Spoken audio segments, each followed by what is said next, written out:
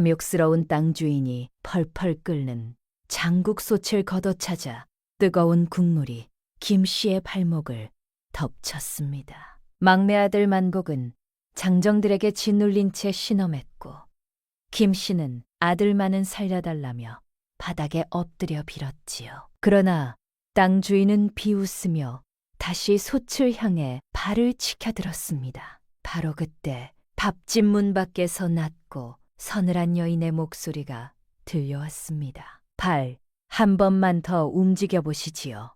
평생 후회하게 해드리겠습니다. 모두가 가진 것 없는 고아라 업신여기던 며느리 옥내였습니다. 땅 주인은 코웃음을 쳤지만 옥내가 품속에서 낡은 물건 하나를 꺼내 보이며 귓가에 몇 마디를 속삭이자 그의 얼굴은 순식간에 새하얗게 질렸습니다. 평생 고개 숙이고 살던 옥내는 대체 무엇을 숨기고 있었던 것일까요? 그리고 30년 동안 땅속에 묻혀 있던 비밀은 어째서 이제야 모습을 드러낸 것일까요? 때는 조선 후기 한양 마포나루 가까운 장터였습니다. 날은 유독 날이 찼습니다. 명절이라고 한 해에 한 번쯤 얼굴을 비추는 큰아들 내외와 둘째 딸 내외가 밥집에 들이닥친 날이었지요. 손님들이 모두 돌아간 뒤 발을 내리고 밥집 한가운데 놓인 평상에 둘러앉았는데도 찬바람이 쌩하고 도는 듯 했습니다. 화로가 시원찮은 탓도 있었지만 자식놈들이 뿜어내는 냉기가 그보다 더 매서웠기 때문일 겁니다. 어머니, 이 냄새 좀 어떻게 안 됩니까? 쇠기름 냄새가 옷에 다 배겠네요. 한성부 서리들의 안사람들과 어울린다며 콧대가 높아진 큰며느리가 소매로 코를 가리며 인상을 찌푸렸습니다. 옆 낮은 걸상에서 옥내는 과일을 깎고 있었지요. 과일 껍질이 끊어질까봐 손을 바들바들 떠는데 기름 심지 불빛 아래서도 그 거친 손마디가 유난히 도드라져 보였습니다. 야, 너는 과일도 제대로 못 깎느냐? 절집에서 이런 것도 안 가르쳐 주더냐? 둘째 딸년이 혀를 차며 쏘아붙였습니다. 옥내는 죄송합니다, 형님. 제가 손이 좀 둔해서요. 하며 고개를 숙였는데 그 모습이 마치 도살장에 끌려온 어린 양 같아 김 씨의 속이 뒤집어졌습니다. 가가관인 건 큰아들 놈이었습니다. 제 안사람 눈치를 슬슬 보더니 두툼한 돈꾸러미 하나를 평상 위에 툭 던지듯 내놓더군요. 어머니, 이거 받아서 살림에 보태십시오. 그리고 제발 밥집 좀 단장하세요. 한성부 사람들이 알까봐 창피해서 원. 그리고 어디서 족보도 없는 계집을 데려와 며느리라 하십니까? 격이 떨어져도 너무 떨어집니다.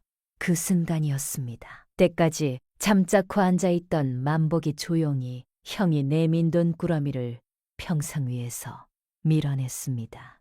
형님, 돈은 받지 않겠습니다. 제 아내를 업신여기는 돈이라면 더더욱 필요 없습니다.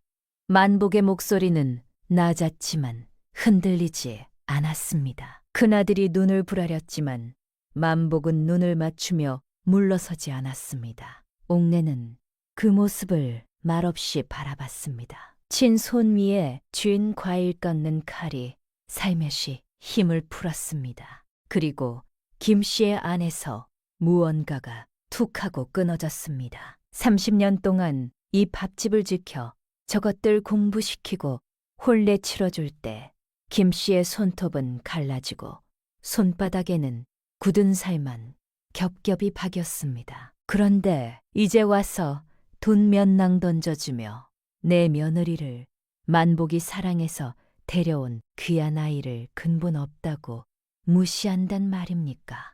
김 씨는 천천히 일어섰습니다. 그리고 아무 말 없이 주방으로 걸어갔습니다.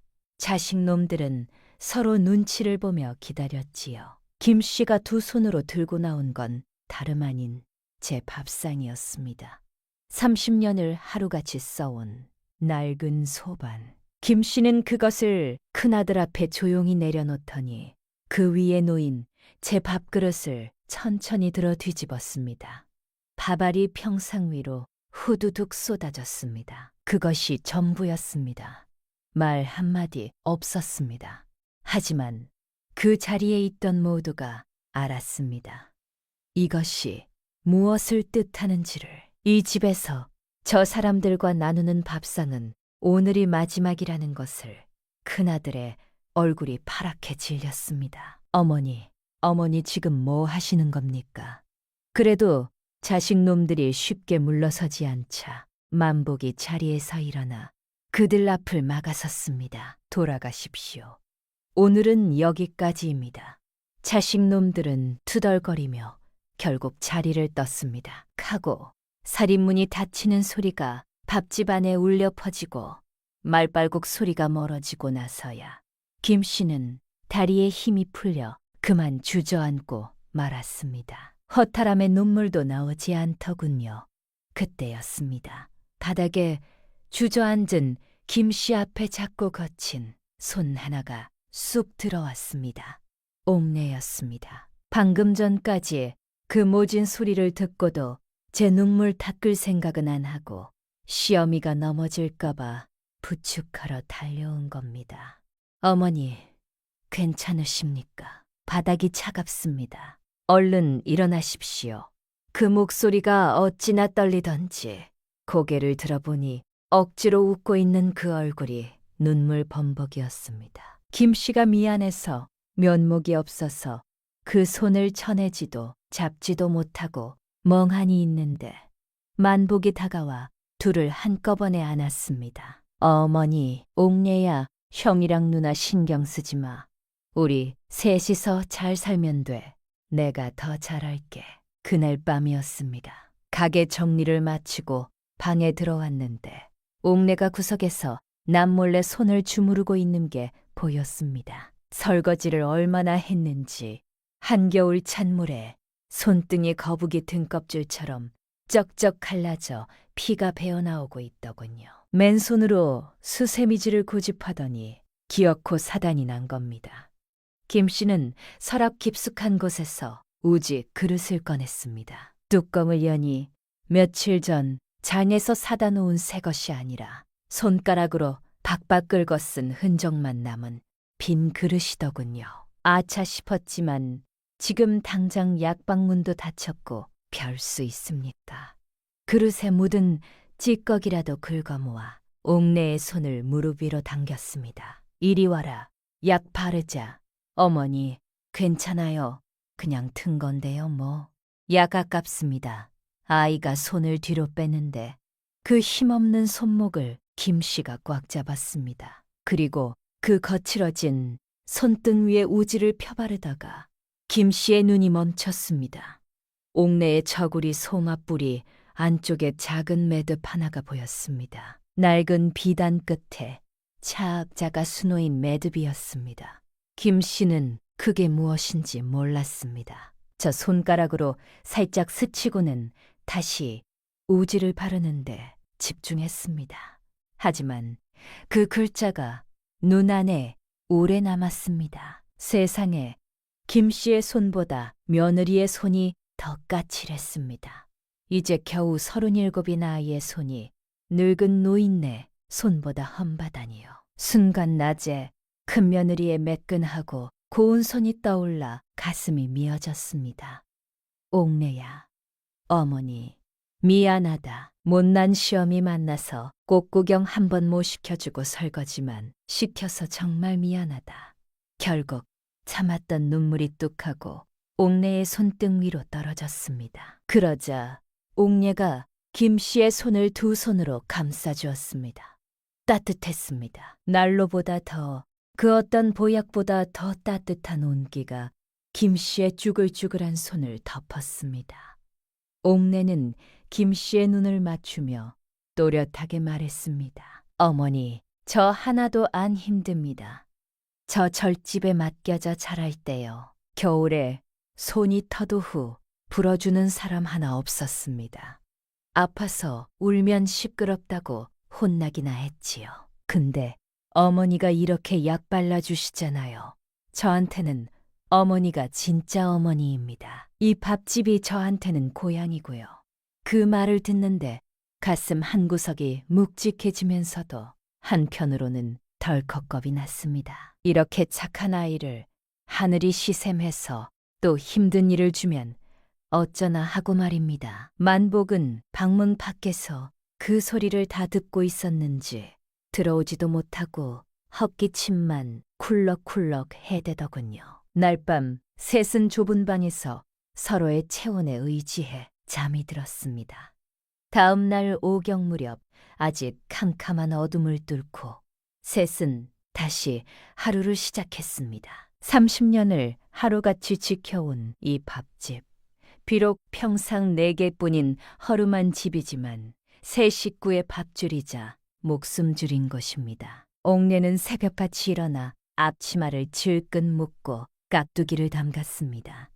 무 하나를 썰어도 어찌나 야무지게 써는지 칼질 소리가 경쾌하게 밥집을 채웠습니다. 만복은 땀을 뻘뻘 흘리며 무거운 쌀가마니를 날랐고 김씨는 솥 앞에 섰습니다. 보글보글 끓어오르는 하얀 장국 위로 구수한 냄새가 퍼지자 옥내가 다가와 국물 맛을 보았습니다.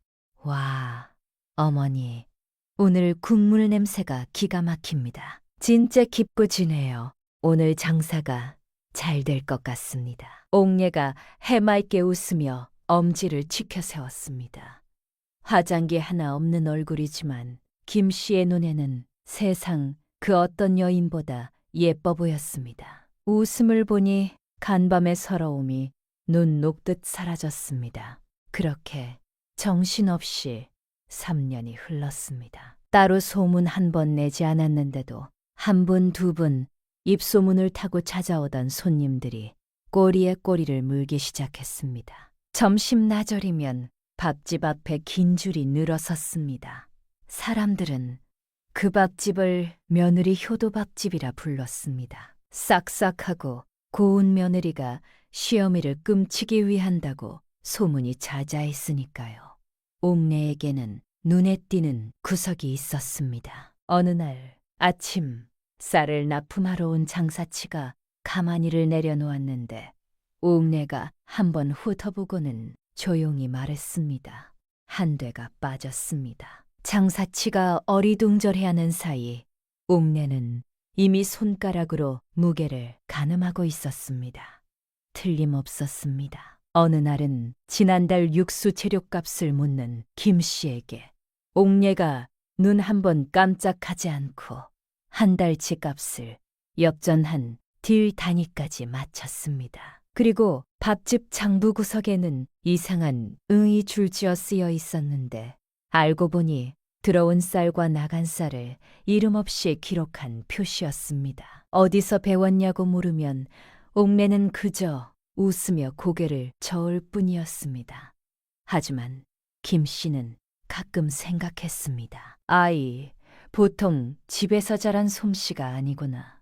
옥내는 밥집 살림에도 조금씩 자신의 방식을 더해갔습니다. 제철 재료를 미리 사두어 값을 아끼고 남은 재료는 다른 집에 팔아 허투루 버리는 법이 없었습니다. 단골 손님의 얼굴과 취향을 하나하나 기억해 먼저 챙겨주었고 그것이 소문을 탔습니다. 사람들은 옥내를 두고 그저 부지런한 며느리라 했지만 가끔 그 눈빛이 너무 예리하다 싶을 때가 있었습니다. 시전 상임과 값을 흥정할 때 상대가 먼저 눈을 피했습니다. 장부에 적는 글씨체가 보통 집안 여인과 달랐습니다. 김 씨는 그것을 보고도 묻지 않았습니다.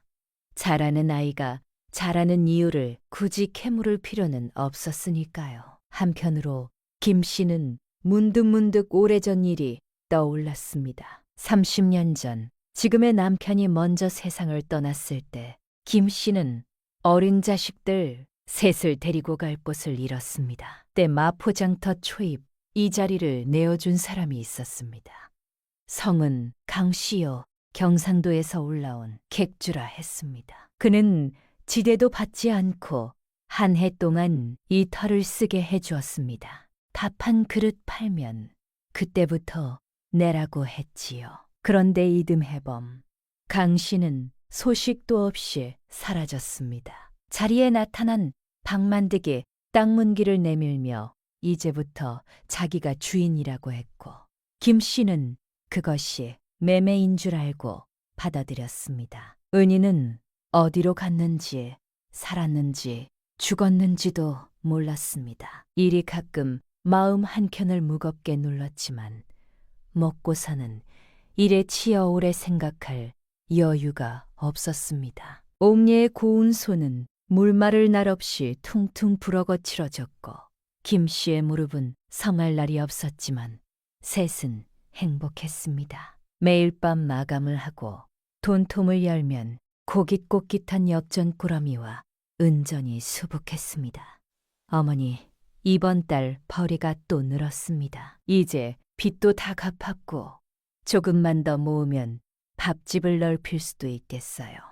만복이 신이 나서 돈을 세고 옥내는 김 씨의 어깨를 주무르며 종알거렸습니다. 어머니, 나중에 돈 많이 벌면 저 이 땅도 사고 싶어요. 그래서 어머니 눈치 안 보고 장사하시게 해드리고 싶어요. 아이구야, 꿈도 야무지다. 땅 주인이 어디 쉬운 거냐. 나는 그냥 여기서 우리 세 식구 안 쫓겨나고 오순도순 사는 게 소원이다. 그때는 그저 웃어 넘겼습니다. 3년을 하루같이 꼬박꼬박 지대를 냈고 빈터 청소도 제 집처럼 했으니 땅 주인이 우릴 내쫓을 리 없다고 철석같이 믿었으니까요. 그러던 어느 날 장터에 수상한 소문 하나가 돌기 시작했습니다. 경상도에서 올라온 누군가가 한양 마포 장터 일대에 옛 땅 문기와 한성부 장부를 뒤지고 다닌다는 것이었습니다. 소문의 진원지는 분명하지 않았지만 박만득은 그 말을 들은 뒤부터 얼굴빛이 달라졌다고 했지요. 오래 감춰온 죄가 들킬까 두려운 사람의 눈빛이 어떤 것인지 김 씨는 나중에야 알았습니다. 지난 봄 박만득이 앞으로 한 해 동안 지대를 올리지 않겠다고 손도장을 찍은 지 반년도 지나지 않은 어느 날 오후였습니다. 점심 장사가 끝나고 잠깐 숨을 돌리는데 밥집 문이 콱 열리더니 익숙하지만 반갑지 않은 얼굴이 들이닥쳤습니다. 땅 주인 박만득이었습니다. 평소엔 코빼기도 안 비치던 양반이 웬일인가 싶어 얼른 앞치마에 손을 닦으며 나갔습니다. 아이고, 나으리 오셨습니까? 식사라도 한 그릇. 됐고, 김씨 하나 잠깐 나 좀 봅시다. 박만득은 밥집 안을 휙 둘러보더군요. 방금 막 손님들이 휩쓸고 간 빈뚱배기들을 보며 입맛을 다시는 게 영 찜찜했습니다. 그는 김씨를 밥집 밖 후미진 골목으로 불러내더니 대뜸 담뱃대 연기를 얼굴에 뿜어댔습니다. 장사 아주 잘 되네. 소문이 자자하더라고. 아, 예. 덕분에 입에 풀칠은 하고 삽니다. 풀칠.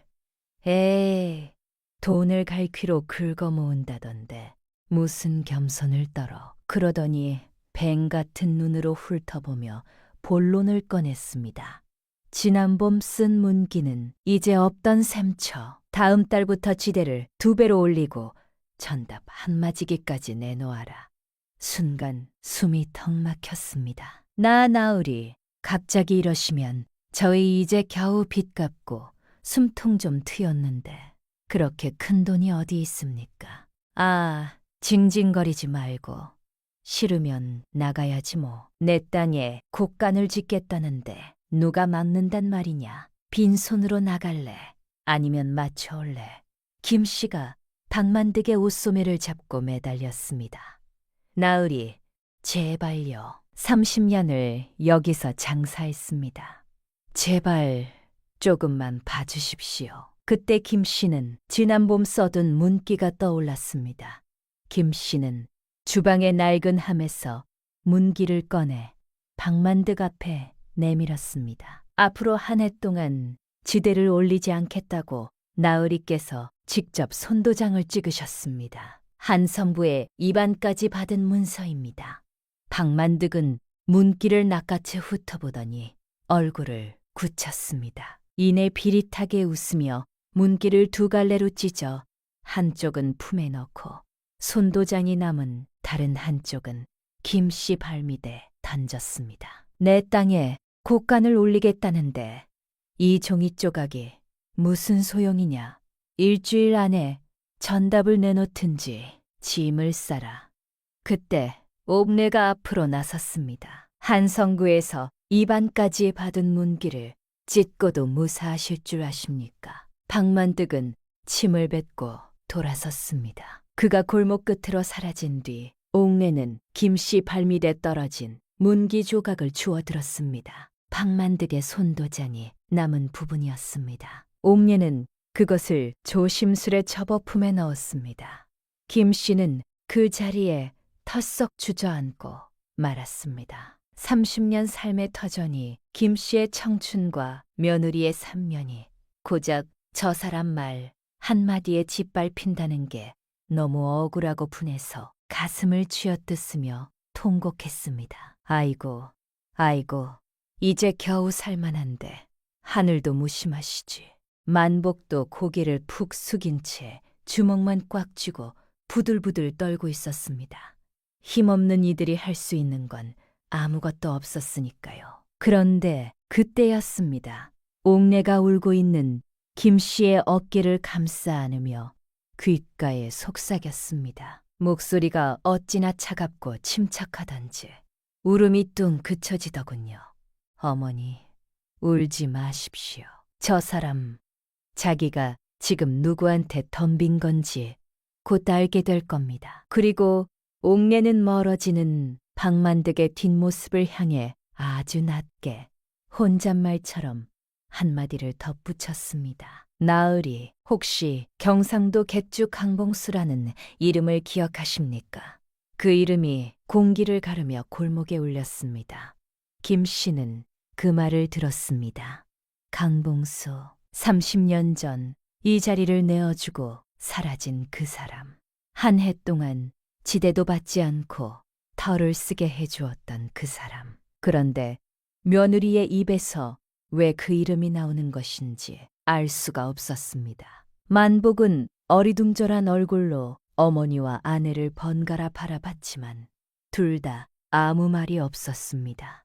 골목에는 바람 한 줄기만 지나갔습니다. 박만득이 물러간 뒤 3일 동안은 겉으로 아무 일도 일어나지 않았습니다. 그러나 그 고요함이 더 무서웠습니다. 박만득이 한 번 더 나타나 행패를 부릴까봐 만복은 매일 밤 살인문을 여러 번 확인했고 김 씨는 잠이 들었다 깨었다를 반복했습니다. 옥내만이 흔들리지 않았습니다. 낮에는 평소처럼 깍두기를 담그고 장국을 끓이면서도 어딘가 멀릿속으로는 다른 것을 계속 헤아리는 사람처럼 보였습니다. 장부를 들여다보다가 먼 데를 응시하기도 하고 아무도 없는 쪽을 향해 눈을 가늘게 뜨기도 했습니다. 김 씨는 그 눈빛을 볼 때마다 묘한 두려움과 묘한 안도가 뒤섞이는 걸 느꼈습니다. 그날 밤부터였습니다. 옥내의 행동이 수상해진 것은 밤 삼경 무렵 모두가 잠든 시간에 화장실을 가려고 깼는데 옥내가 보이지 않았습니다. 만복은 코를 골며 자고 있는데 머느리 자리가 비어 있는 겁니다. 놀라서 밖으로 나가보니 답집 뒤편 골목길 쪽에서 무언가를 주고받는 소리가 들려왔습니다. 가만히 벽 뒤에 몸을 숨겼습니다. 골목 등잔 불빛 아래서 보약 행상처럼 차린 낯선 사내가 옥내에게 작은 부채 하나를 건네고 있었습니다. 옥내는 그 부채를 받아쥐고 손잡이 안쪽을 살폈습니다. 손잡이 속에 작은 종이가 돌돌 말려 있었습니다. 사내가 낮게 허리를 굽히며 말했습니다. 아씨, 늦어서 죄송합니다. 옛땅 문기와 한성구 장부를 찾아냈습니다. 옥내가 속삭였습니다. 강봉수 어른의 도장 자국은 알아볼 수 있을 만큼 남아 있습니까? 도장을 새긴 장인도 찾았습니다. 직접 증언하겠다고 했습니다. 옥내가 낮게 말했습니다. 드는 은전은 제가 마련하겠습니다. 증인과 문서를 빠짐없이 가추와 한성부에 소지를 올리십시오. 김 씨는 자신의 귀를 의심했습니다. 강봉수의 도장, 한성부 장부, 그리고 소지라니. 옥내는 한참 동안 더 작게 무언가를 지시하더니 사내를 돌려보냈습니다. 그리고 밤하늘을 올려다보며 혼잣말을 하더군요. 감히 우리 어머니를 건드려. 이제 끝났어. 그 목소리가 어찌나 서늘하던지 김 씨는 등골이 오싹했습니다. 저 아이가 내가 알던 그 순둥이 옥내가 맞나. 김 씨는 떨리는 가슴을 안고 슬금슬금 방으로 돌아왔습니다. 방문 앞에서 잠시 멈췄습니다. 옥내가 쓰는 자리가 눈에 들어왔습니다. 낡은 보퉁이 하나, 저고리 2벌. 처음 이 집에 들어왔을 때와 다를 게 없었습니다. 이 아이는 3년 동안 이 집에서 살면서도 아무것도 쌓지 않았습니다. 짐을 늘리지 않았습니다. 떠날 준비를 항상 해두는 사람처럼, 아니면 처음부터 아무것도 가진 적 없는 사람처럼. 그런데 이불을 뒤집어 쓰고 누운 김 씨의 머릿속에 엉뚱한 생각 하나가 스멀스멀 기어올랐습니다. 드는 은전은 제가 마련하겠습니다. 한성부에 소지를 올리십시오. 말들이 자꾸 귓가에 맴돌았습니다. 김 씨는 그날 밤 들었던 옥내의 말을 다시 떠올렸습니다. 강봉수, 그리고 밥집에 처음 온 날 짐이라고는 낡은 보퉁이 하나뿐이었던 옥내. 아이가 혹시 이 밥집을 떠날 준비를 하고 있는 건 아닐까? 돈이 생겼으니 이제 더 좋은 데로 가려는 건 아닐까? 이 늙은이와 살림 형편없는 만복을 두고 그 생각이 한번 머릿속에 들어오자 도무지 빠져나가질 않았습니다. 눈물도 나오지 않는 채로 밤새 천장만 바라봤습니다. 다음 날 아침 옥내는 다시 싹싹한 머느리로 돌아와 있었습니다. 어머니, 깍두기 잘 익었습니다. 오늘 국물도 끝내주는데요. 해맑게 웃으며 아침상을 차리는 옥내를 보며 김 씨는 가슴 한켠이 이상하게 냉랭해지는 걸 느꼈습니다. 눈을 맞추지 못했습니다. 옥내가 건네는 국자를 받으면서도 고개를 돌렸습니다. 그날 저녁이었습니다. 김 씨는 옥내의 방에 들어갔다가 멈칫했습니다. 방구석에 낡은 보퉁이가 단정하게 묶여 있었습니다. 언제 저런 걸 챙겨두었을까? 김 씨는 차마 물어볼 수가 없었습니다. 대신 그날 저녁상에서 가장 좋은 자리, 고기를 말없이 옥내의 앞에 밀어놓았습니다. 이튿날 새벽에는 평소보다 일찍 일어나 옥내가 오기 전에 새순물을 따뜻하게 데워 두었습니다. 말로 할 수 없는 것을 그렇게 했습니다. 옥내는 따뜻한 새순물을 보고 잠시 멈췄습니다. 그리고 김 씨 쪽을 바라보며 조용히 말했습니다. 어머니, 저 어머니 곁 떠나지 않습니다. 어디도 안 갑니다. 김 씨는 등을 돌리고 솥 앞에 섰습니다. 눈물이 흐르는 걸 보이고 싶지 않았으니까요. 그러나 간밤의 평화는 폭풍 전야의 고요함이었습니다. 다음 날 오전 박만득이 패거리를 이끌고 다시 장터에 나타났습니다. 이번엔 수레를 끌고 와 밥집 앞에 세우더니 목청껏 외쳤습니다. 알립니다. 이 집 조만간 헐립니다. 이 집 들어가지 마십시오. 손님들이 고개를 갸웃거리며 발길을 돌렸습니다. 보다 못한 만복이 뛰쳐나갔습니다. 이 양반이 진짜 돌았나?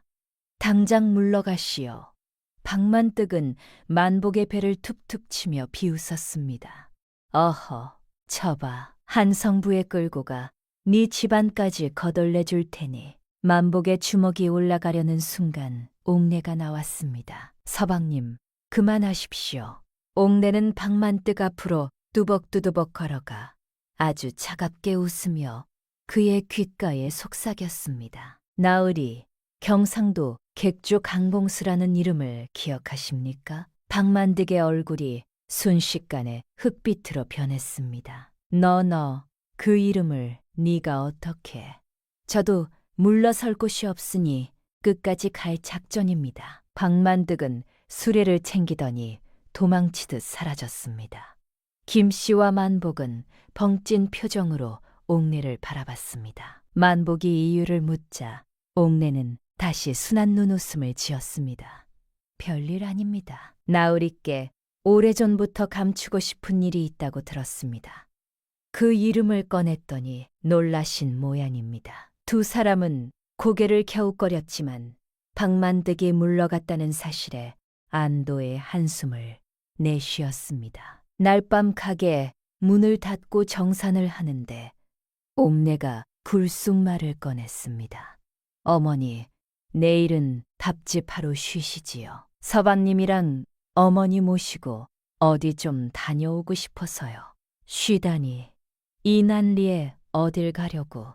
그냥요, 바람도 좀 쐬시고, 그리고 중요한 분을 잠깐 배워야 해서요. 혼자 가도 되는데 어머니를 오래 혼자 두고 싶지 않습니다. 옥내는 품에서 꼬깃꽃 같은 종이 한 장을 꺼내 만지작거렸습니다. 어머니, 저 믿으십니까?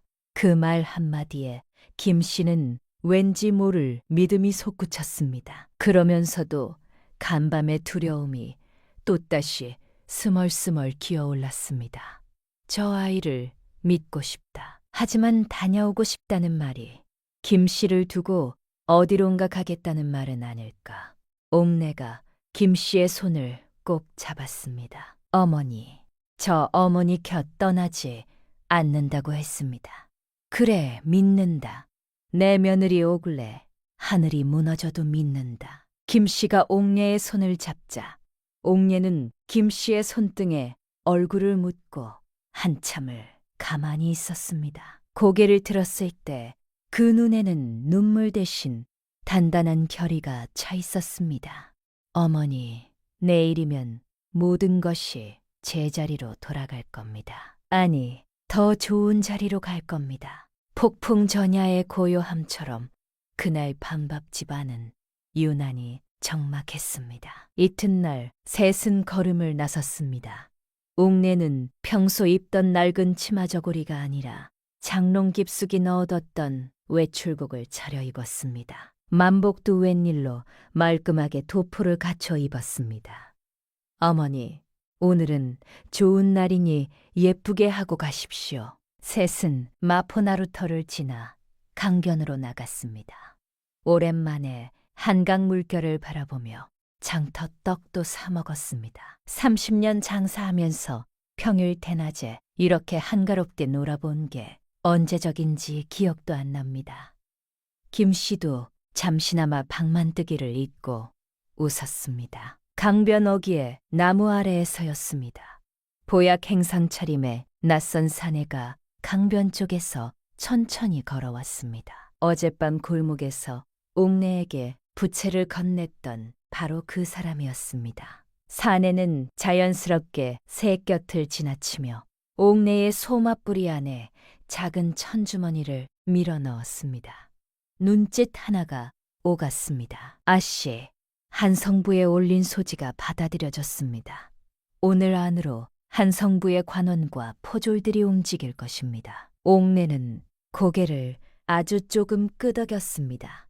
만복은 강물을 바라보느라 그 광경을 보지 못했습니다. 김 씨만 보았습니다. 그리고 저 천주머니 안에 무엇이 들어있는지 알 수 없었지만 알아야만 할 것 같았습니다. 옥녀의 소맛불이 안쪽에 빛이 스쳤습니다. 낡은 비단 끝에 수놓인 심자. 매듭이 천주머니를 받아든 손목 위에서 잠깐 드러났다가 사라졌습니다. 김 씨는 그 글자를 또 보았습니다. 그리고 또 모른 척했습니다. 아직은 물을 때가 아닌 것 같았습니다. 강변에서 돌아오는 길은 평소와 달리 세 사람 모두 말이 없었습니다. 어느새 마포 장터가 보이기 시작했을 때 장터 아이 하나가 숨을 헐떡이며 달려왔습니다. 아씨, 큰일입니다. 방만득이 장정들을 데리고 밥집에 들이닥쳤습니다. 옥내의 표정이 굳어졌습니다. 옥내는 품에서 짧은 쪽지를 꺼내 아이에게 건넸습니다. 이걸 김서방에게 전하고 곧장 밥집으로 오시라 해라. 만복과 김씨는 옥내가 말릴 새도 없이 밥집으로 달려갔습니다. 옥내는 아이를 보낸 뒤 골목어귀에 남아 김서방과 상단 장정들이 도착하기를 기다렸습니다. 밥집 안은 난장판이었습니다. 걸상은 다 엎어져 있고 애지중지 닦아놓은 병상 위에는 발자국이 선명했습니다. 그리고 그 한가운데 방만득이 걸상에 거만하게 앉아 담뱃대를 피우고 있었습니다. 어제 옥내의 말 한마디에 도망갔던 그 쭈그러진 모습은 온데간데 없고 다시금 악귀 같은 얼굴을 하고 있었습니다. 아이고, 이제야 오셨네. 나으리, 이게 대체 무슨 짓입니까? 남의 집에 함부로 들이닥쳐서 만복이 대들자 옆에 서 있던 패거리들이 위협적으로 다가왔습니다. 방만득은 손짓으로 그들을 말리며 비릿하게 웃었습니다. 김씨, 내가 말했지. 이 땅 팔 거라고. 네? 판단이요. 나 이 땅 팔았다. 오늘 매매 성금도 받았어. 토성에서 이름난 큰손이 샀는데 말이야. 조건이 하나 있어. 땅을 싹 비워주는 조건이라고. 곡간을 새로 올리신단다. 그럼 우리는요? 뭘 물어? 나가야지. 새 주인은 너네랑 문기 이을 생각 없대. 그러니까 빈손으로 썩 꺼지라고 방만득이 문석꾸러미 하나를 바닥에 휙 던졌습니다. 이번 주까지 비워. 안 그러면 일꾼 불러서 싹 다 드러낼 거니까. 말을 듣는 순간 김씨의 머릿속에 하얀 안개가 낀 것처럼 아무 생각도 나지 않았습니다. 30년입니다. 김씨의 젊음, 피땀, 며느리의 눈물까지 배어있는 이 밥집을 빈손으로 나가라니요. 김씨는 저도 모르게 방만득 앞으로 기어가 바지 가랑이를 잡았습니다. 자존심이고 뭐고 없었습니다. 나으리, 제발 살려주십시오. 우리 갈 데 없습니다. 여기서 쫓겨나면 우리 새 식구 길바닥에 나앉습니다. 방만득이 김씨를 발로 밀어냈습니다. 김씨가 뒤로 벌러덩 넘어지자 만복이 소리치며 달려와 방만득을 밀쳤습니다. 당신 진짜 미쳤어. 우리 어머니한테 손대지 마. 방만득의 눈짓에 패거리들이 만복을 덮쳤습니다. 순식간에 제압당해 바닥에 얼굴이 짓눌린 채 신음하는 만복을 보니 김씨의 가슴이 찢어지는 것 같았습니다. 그러자 방만득의 눈에 광기가 돌기 시작했습니다. 그는 펄펄 끓고 있던 장국솥을 가리켰습니다. 아, 이 노인네. 정신 좀 차리게 뜨거운 맛 좀 보여줄까. 방만득이 발로 솥 옆구리를 찼습니다. 하는 소리와 함께 뜨거운 국물이 튀었습니다. 김씨의 발목에 닿았는데 살이 타들어가는 고통이 느껴졌습니다. 방만득이 다시 한번 솥을 차려는 동작을 하며 발을 들어올릴 때였습니다. 그 발, 당장 거두시지요. 모두의 시선이 입구로 쏠렸습니다. 거기엔 옥내가 서 있었습니다. 그런데 김씨가 알던 옥내가 아니었습니다. 아까 입고 나갔던 외출복 위에 흙먼지 묻은 앞치마를 손에 꽉 쥐고 서 있는데 그 눈빛이 마치 사람을 베어버릴 듯 날카로웠습니다. 그리고 옥내의 뒤로 김서방과 그가 데려온 상단의 장정들이 차례로 들어섰습니다. 방만득이 당황해 소리쳤지만 옥내는 눈 하나 깜짝하지 않았습니다. 쓰러진 김씨와 붙들린 만복을 본 옥내는 입술을 깨물고 방만득을 향해 또박또박 걸어갔습니다. 무너진 밥집 안에 옥녀의 발소리만 낮게 울렸습니다. 남의 밥집에서 기물을 부수고 사람을 상하게 하는 건 어제가 마지막이라고 경고했을 텐데 옥내가 박만득 코앞까지 다가와 섰습니다. 키는 박만득보다 한 뼘이나 작았지만 뿜어나오는 기세는 거인 같았습니다. 옥내가 낮게 물었습니다. 도성에서 이름난 큰 손이 이 땅을 비우고 곡간을 올리겠다고 했습니까? 그래. 이 땅은 이제 내 것이 아니야. 그러니 썩 꺼져. 박만득이 악을 쓰자 옥내가 차갑게 웃었습니다. 이상하군요. 저는 그런 말을 한 적이 없습니다. 옥내는 품에서 매매문기를 꺼내 박만득 앞에 펼쳤습니다. 당신이 큰 손이라 믿고 이 땅을 팔아넘기려 한 사람이 바로 접니다. 김서방이 제 이름을 감춘 채 이 문기를 받아두었지요. 하지만 이것은 당신이 땅을 다른 곳에 빼돌리지 못하도록 붙들어둔 문기일 뿐입니다. 이 땅은 애초부터 당신 것이 아니었으니까요. 문기 끝에 봉인이 풀리며 강옥래라는 이름이 드러났습니다. 모두가 숨을 멈춘 순간 김서방이 앞으로 나와 허리가 접히도록 깊이 절했습니다. 아씨, 늦어서 죄송합니다. 한성부의 관원과 포졸들이 곧 도착할 것입니다. 증거 문서도 모두 거두어 두었습니다. 김 씨는 바닥에 주저앉은 채 그 광경을 멍하니 바라봤습니다. 박만득은 마치 귀신에 홀린 사람처럼 눈만 껌뻑거렸습니다. 입이 떡 벌어져서 담뱃대가 툭하고 바닥에 떨어지는 것도 모르는 눈치였습니다. 그러다 박만득의 눈에 뭔가 다른 것이 스쳐 지나갔습니다. 차가운 계산 같은 것이. 그는 느릿하게 고개를 들어 옥내를 보며 씩 웃었습니다. 어딘가 섬뜩한 웃음이었습니다. 그래, 강옥래, 강봉수의 딸이라 이거지. 그러면서 박만득은 품에서 두툼한 문서 한 장을 꺼냈습니다. 거기 앉아있는 노인네, 그리고 만복이라 불리는 네 서방. 이것 좀 봐라. 네 아비 강봉수가 내게 빌린 빈 문서다. 원금의 이자 다 붙여서 이미 이 땅값보다 많다. 그 빚은 네 아비가 남긴 빚이니 이 땅과 밥집을 빚 대신 거둘 수 있어. 어때? 밥집안이 얼어붙었습니다. 만복은 굳은 표정으로 김 씨를 바라봤고 김 씨는 그 빈 문서를 멍하니 바라봤습니다. 강봉수. 30년 전 이 자리를 내어주었던 그 사람. 그 사람의 딸이 옥내란 말인가. 그 사람에게 빚이 있다면 이 모든 것이 허사가 되는 건가. 김 씨의 얼굴에서 혈색이 가셨습니다. 옥내는 아무 말도 하지 않았습니다. 그저 박만득을 바라봤습니다. 눈에는 놀람도 없었고 당황함도 없었습니다. 깊고 고요한 눈빛이었습니다. 마치 이 순간을 이미 알고 있었다는 듯이. 그리고 옥내는 강변에서 김서방이 건넨 천주머니를 천천히 꺼냈습니다. 주머니에서 나온 것은 낡은 종이 3장이었습니다. 옥내는 그것을 펼쳐 박만득 앞에 내밀었습니다. 목소리는 조용했습니다. 읽어보십시오.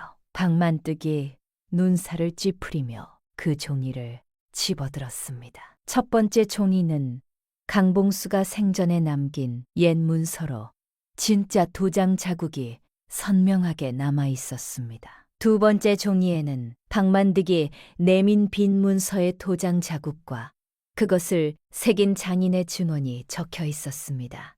두 도장 자국은 서로 다른 것임을 확인한다. 박만득의 손이 떨리기 시작했습니다. 이게 뭐야? 옥래가 조용히 말했습니다. 나으리가 내민 빈 문서에 찍힌 것은 제 아버지의 도장이 아닙니다. 당신이 몰래 새긴 가짜 도장이지요.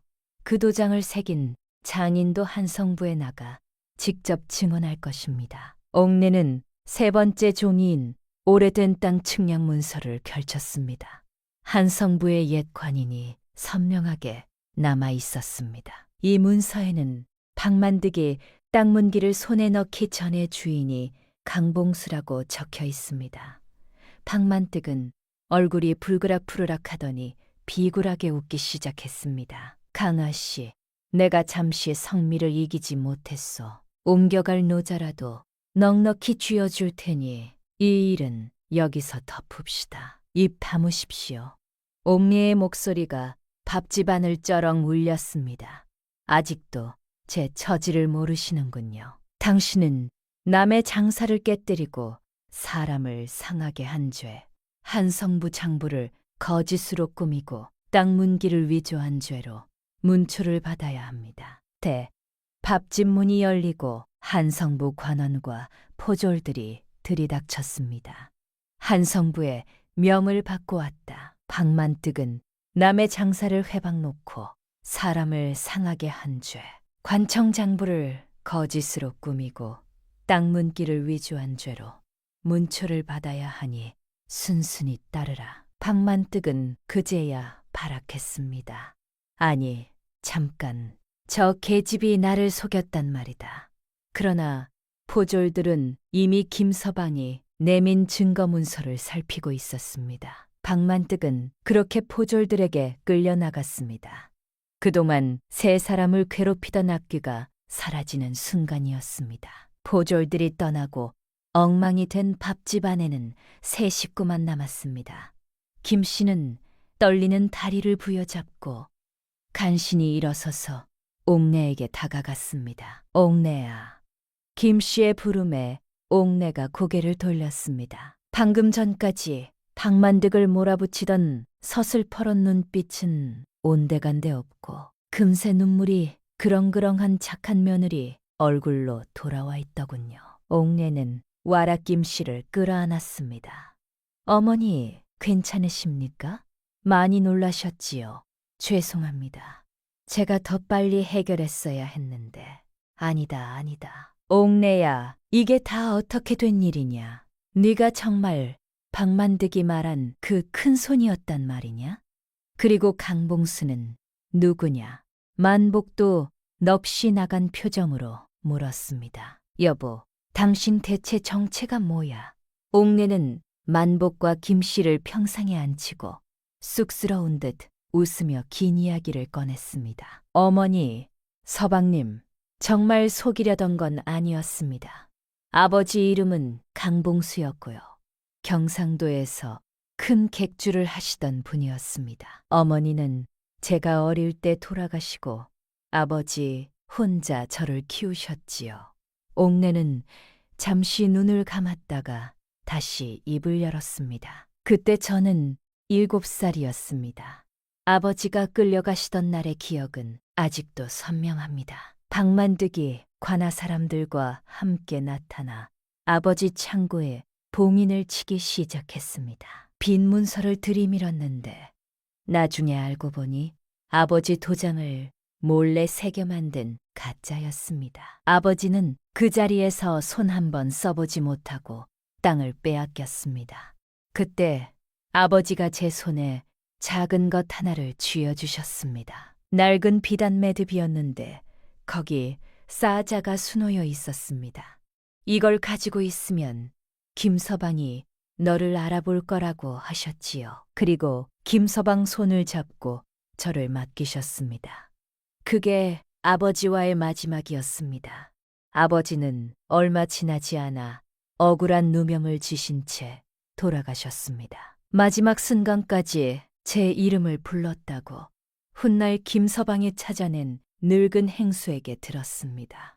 밥집안이 고요해졌습니다. 끓고 있는 장국 솥에서 나는 보글보글 소리만 유난히 크게 들렸습니다. 김서방은 저를 옥내가 아닌 다른 이름으로 한양의 절집에 맡긴 직후 박만득의 한패라는 누명을 쓰고 붙잡혔습니다. 가까스로 풀려나 절집으로 돌아왔을 때는 큰 불이 난 뒤라 승려들과 아이들이 여러 구울로 흩어진 뒤였습니다. 뒤 김서방은 아버지 상단의 옛 흔적을 쫓으며 제 행방과 증거를 함께 찾아다녔습니다.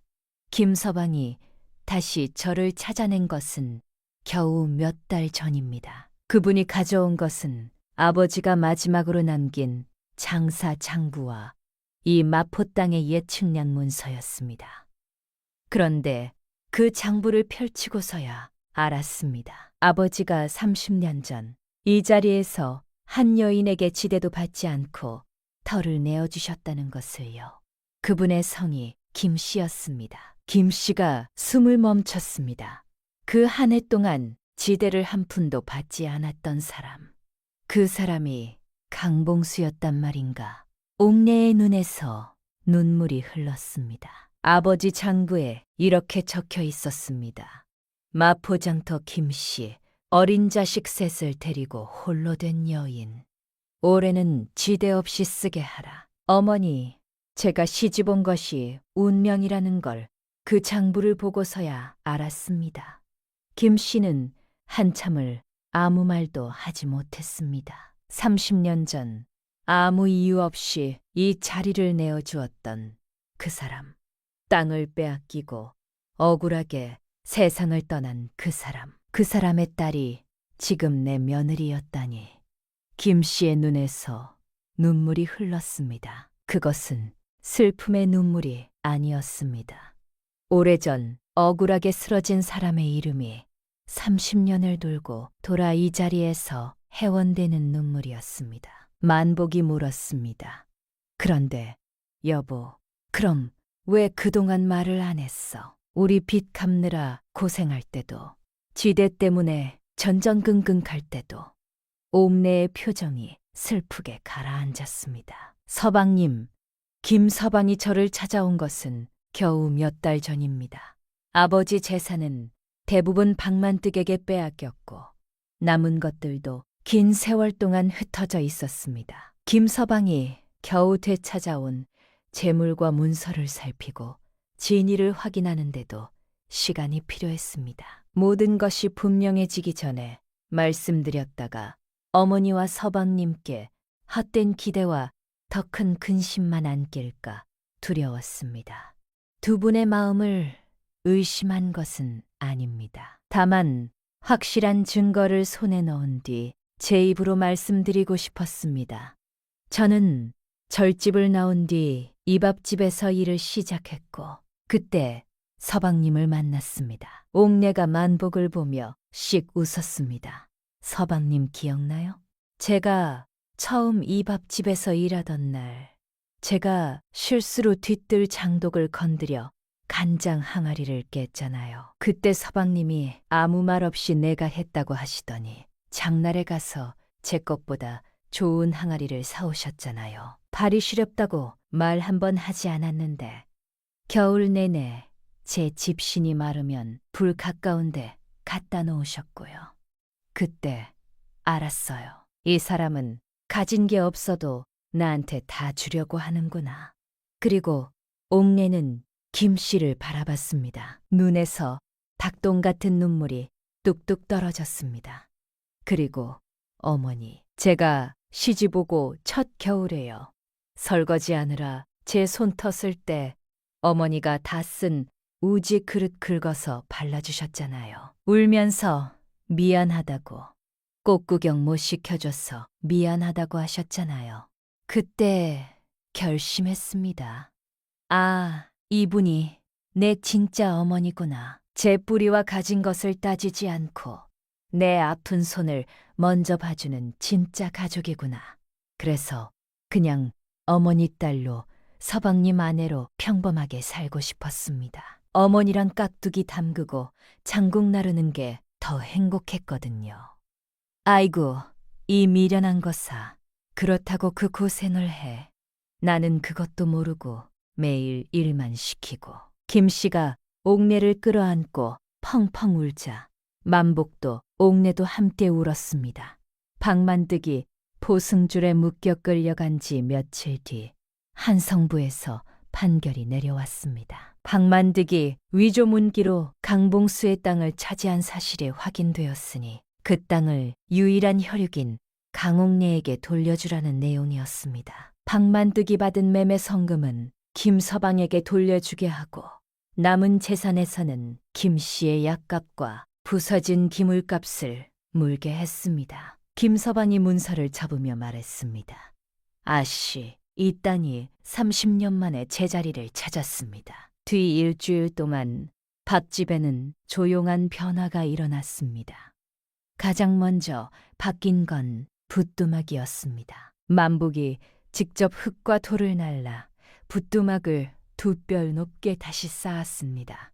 어머니, 이제 허리를 굽히지 않으셔도 됩니다. 김 씨는 그 말을 듣자 눈물이 날 뻔했습니다.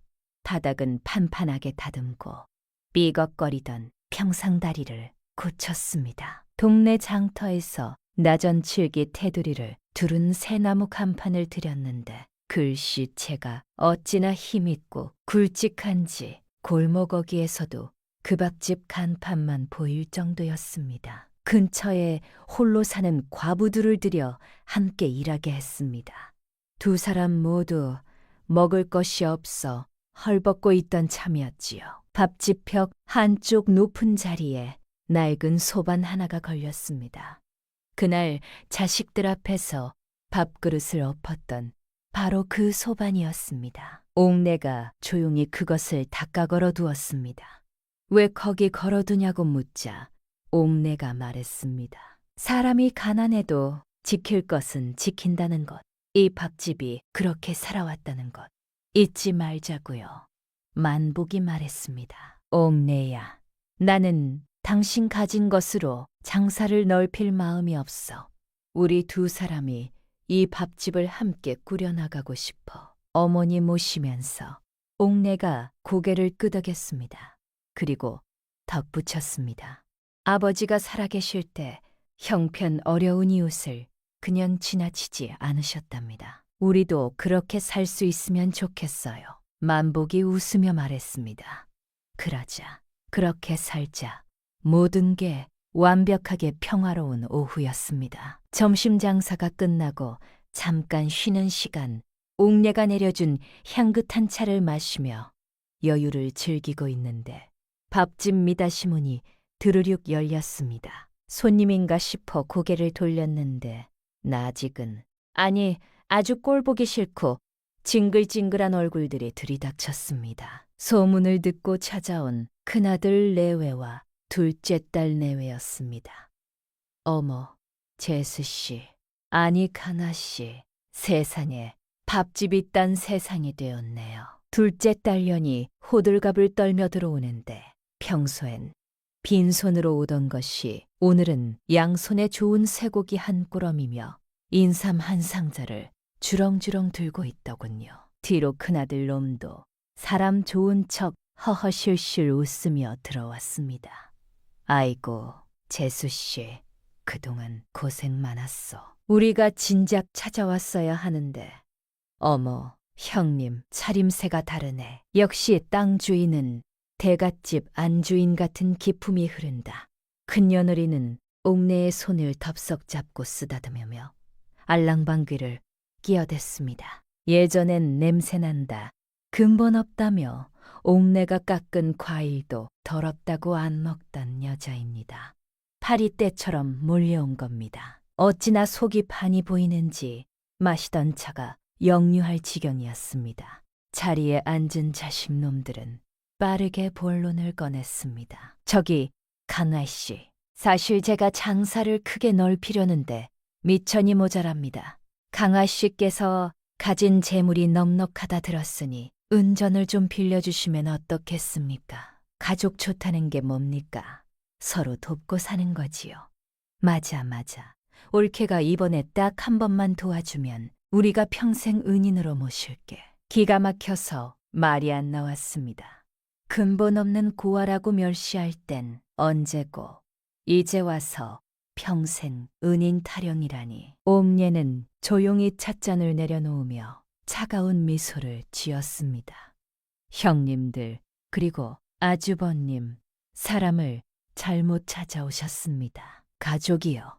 저는 기억력이 꽤 좋거든요. 3년 전 이 자리에서 제 면전에 대고 근본 없는 고아, 족보 없는 계집이라고 하셨던 분들이 누구였더라? 아유, 그건 우리가 그때 말 실수를 한 거지. 마음에 담아두지 마요. 실수요? 아니요. 그건 여러분 본심이었잖아요. 돈 없고 힘없는 사람은 짓밟고 무시해도 된다는 그 본심이요. 저는 하나도 안 잊었어요. 그리고 이 땅은 제 재산입니다. 어머니께만 평생 드린 것입니다. 여러분과는 아무 상관없습니다. 너 말이 너무 심한 거 아니야. 어머니가 뭐라고 좀 해봐요. 자식놈들은 이제 김 씨한테 매달리기 시작했습니다. 어머니가 시어머니잖아요. 며느리 교육 좀 시켜요. 나 이번에 망하면 어머니 아들 길거리에 나 앉아요. 큰아들이 김 씨의 소매를 잡고 늘어졌습니다. 3년 전 김 씨가 박만득 바지 가랑이를 잡고 빌 때 저놈은 코빼기도 안 보였는데 말입니다. 김 씨는 평상에서 천천히 일어나 주방으로 걸어갔습니다. 그리고 구석에 있는 굵은 소금 항아리를 통째로 들고 나왔습니다. 자식놈들이 기대에 찬 눈빛으로 김 씨를 쳐다봤습니다. 역시 어머니는 내 편이야 라고 생각했겠지요. 김 씨는 그들 코앞까지 다가가씩 웃었습니다. 근데 어쩌냐. 나는 이 밥집 주인도 아니고 땅 주인도 아닌데 나도 여기 얹혀 사는 주제라. 집주인 눈치 보고 산다. 억울하면 너희가 직접 땅을 사든가. 뭐요? 어머니? 그리고 우리 땅 주인님이 제일 싫어하는 게 이 밥집에 굶주린 승냥이 꼬이는 거다. 내 귀한 땅 주인 심기 건드리지 말고 썩 꺼져라. 김 씨는 자식놈들을 살인문 밖으로 몰아냈습니다. 그리고 그 등 뒤에 소금 항아리를 가분하게 기울여 쏟아부었습니다. 하얀 소금 알갱이가 살인문 밖으로 우수수 쏟아지며 길바닥에 가득 흩어졌습니다. 나쁜 것들아, 썩 꺼져라. 이 집에 다시는 재수없는 발걸음 들이지 마라. 큰아들이 소금 묻은 얼굴을 훔치며 악을 썼습니다. 좋습니다. 어머니 돌아가셔도 우리한테 제사밥 한 술 받을 생각 마십시오.